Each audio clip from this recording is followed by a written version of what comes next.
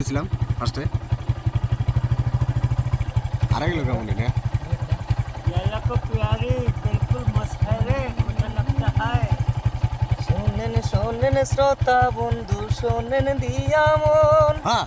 মনের কিছু কথাই আমি করি আবেদন চ্যানেল যদি চালাইতে চাও মাইয়া মানুষের প্রয়োজন হে